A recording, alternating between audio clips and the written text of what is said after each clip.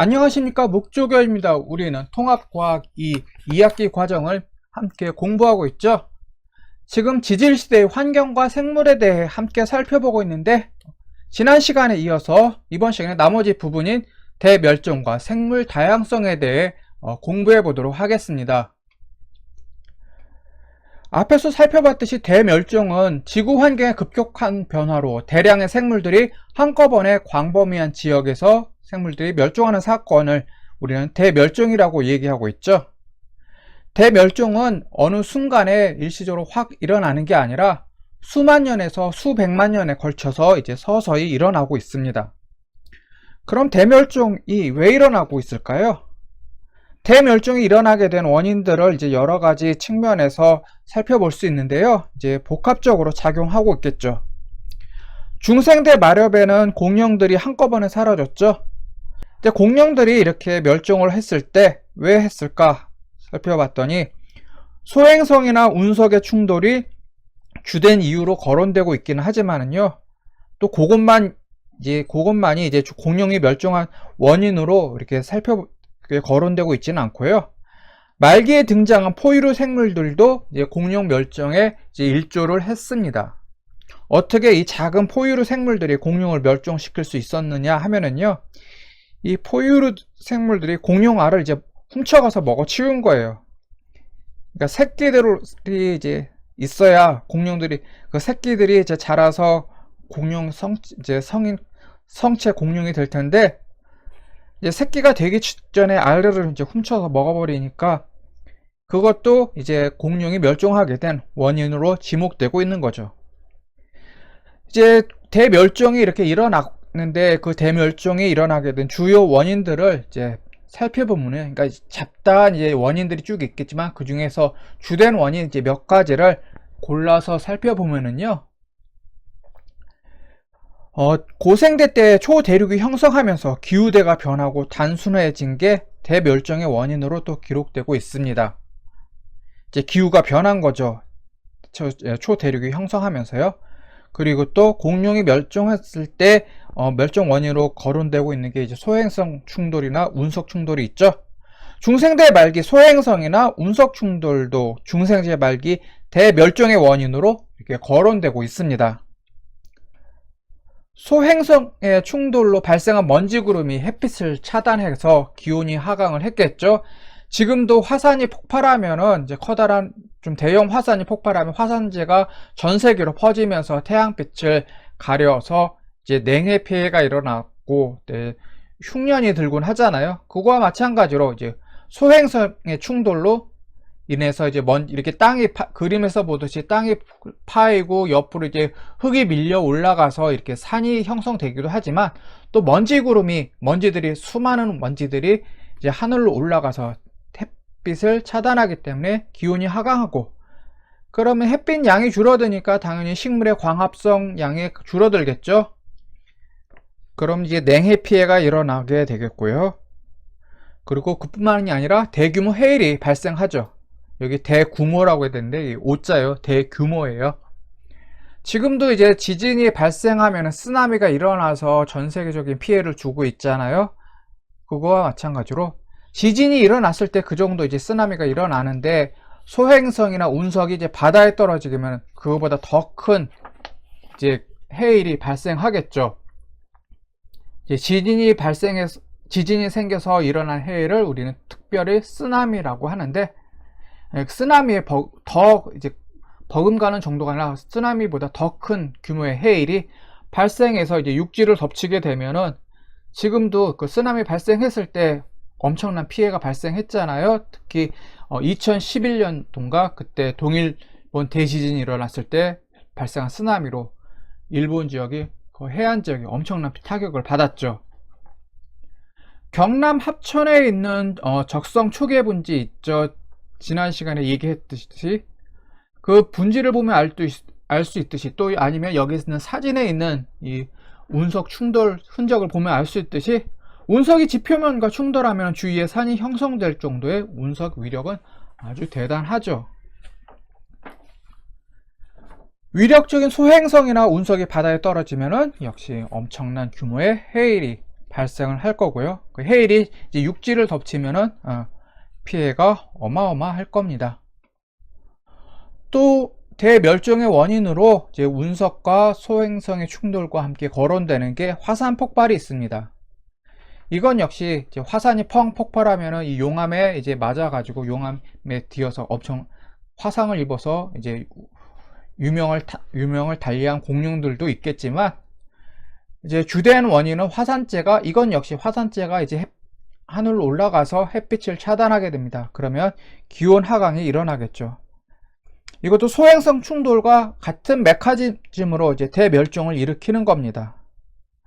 화산 폭발로 분출된 화산재가 햇빛을 차단하고 그 결과 기온이 내려가서 이제 식물들이 제대로 자랄 수가 없고, 또 기온이 내려가니까 변온동물인 파충류 동물인 공룡은 이제 체온저하로 또 살 수가 없겠죠.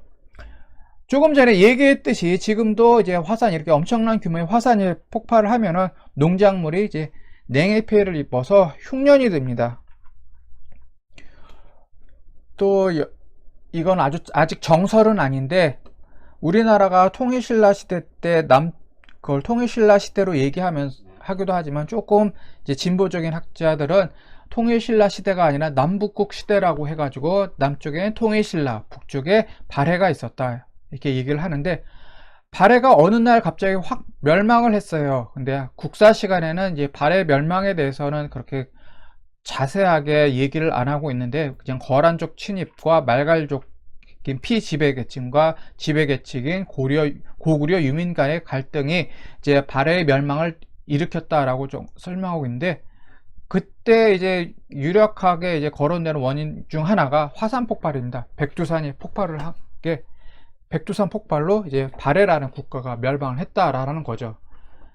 이제 백두산이 터져가지고 폭발해가지고서 그 용암이 뭐 한반도 북쪽 전체를 휩쓸었다라는 것보다는, 여기에 나와 있듯이 화산재가 이제 하늘 높이 올라가서, 그 당시에 화산재는 일본까지도 넘어가서 일본에 한 5cm 정도의 그 정도의 화산재가 쌓였다고 해요. 그래서 이제 농작물이 제대로 자랄 수 없으니까, 가뜩이나 거의 북쪽 지방이잖아요. 만주와 시베리아 지역이니까 가뜩이나 식물이 잘 자랄 수 없는 환경인데, 화산까지 터지니까 발해가 순식간에 멸망했다, 그런 얘기가 있는데, 저는 국사학자가 아니라 역사학자가 아닌 관계로 발해에 대한 얘기는 그냥 여기서만 하고요. 나머지 이제 진도 나가겠습니다. 화산이 폭발하면 화산재로 인해서 기온 하강이 일어나서 변온동물인 공룡의 이제 체온 저하로 살 수 없을 뿐만 아니라 식물들도 냉해 피해를 입어서 제대로 자랄 수가 없었죠.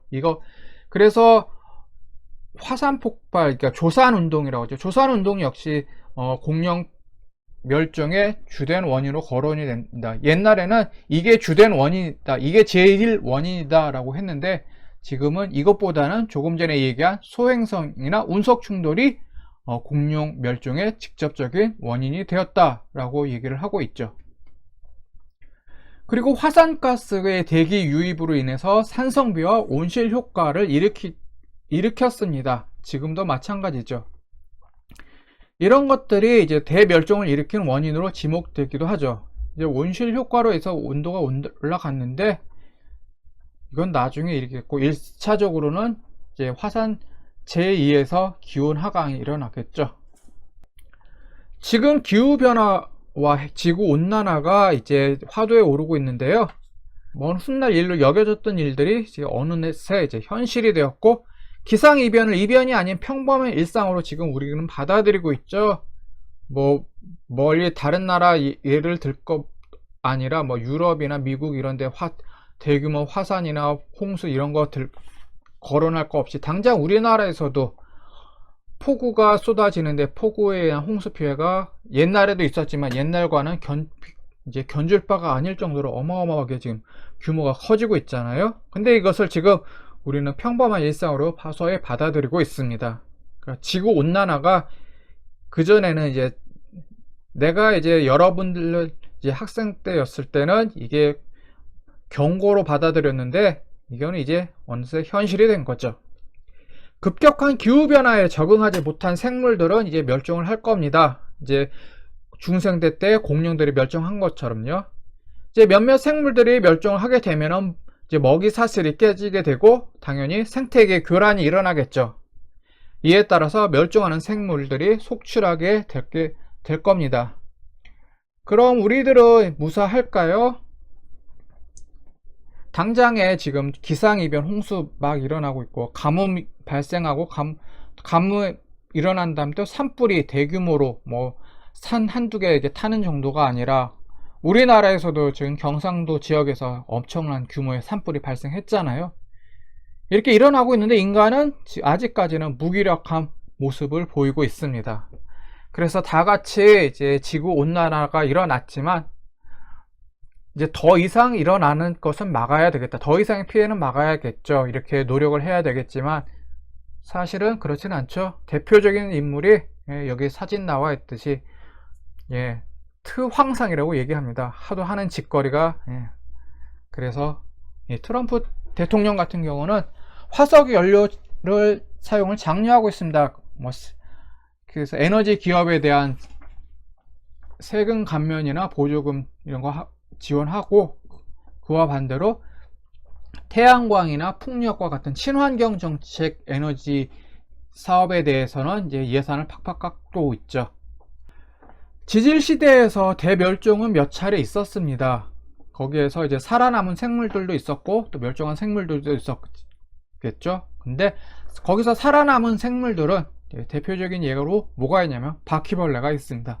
바퀴벌레 옛날에 생존했던 곤충인데 지금까지 살아남았죠. 살아남았을 뿐만 아니라 다음 세대에서 계속 번성하고 있습니다. 중생대 때 공룡은 멸종했지만 포유류는 살아남았고 또 신생대에도 이제 번성하고 있죠. 또 포유류는 다양하게 진화해서 지금과 같은 생물 다양성을 또 형성하고 있습니다. 대멸종이 이제 대멸종당한 생물한테는 불행한 일이지만 지구라는 행성에서의 지질 시대의 역사에서 보면 그렇게 나쁜 일만은 아닌 거죠. 왜냐하면 어떤 새로운 생물들이 쭉 출현해서 번성하기 위해서는 기존에 있던 어떤 생물들, 몇몇 생물들은 사라져 줘야만 나머지 또 새로운 생물들이 태어나서 번성할 거 아니에요? 이렇게 해서 대멸종과 생물 다양성에 대한 내용을 모두 살펴봤습니다. 이렇게 해서 통합과학 2의 첫 번째 단원이죠. 지질시대의 환경과 생물에 대한 공부를 여기서 이제 마무리 짓도록 하겠습니다. 그리고 다음 시간에는 이제 문제풀이를 들어가겠는데요. 지금까지 배운 내용을 가지고서 이제 몇 가지 문제를 풀어보면서 지금까지 공부한 내용을 복습해 보도록 하겠습니다. 그리고 제가 지금 몇 번 말씀드리고 있는데요. 통합과학 2에 대한 내용을 마련해서 따로 이제 강좌를 진행하고 있거든요. 그게 이제 관심 있으신 분들은 제가 댓글창에 링크를 걸어 놨으니까 그거 보시고서요. 이제 거기 사이트에 회원으로 가입한 다음에 이제 수강하시면 감사하겠습니다. 그리고 오늘 동영상이 이제 유익하거나 도움이 되셨다 하면은 또 다른 사람에게 이제 권할 만하다 하면은요. 좋아요와 구독 부탁드리겠습니다. 네, 수고하셨습니다. 네, 감사합니다.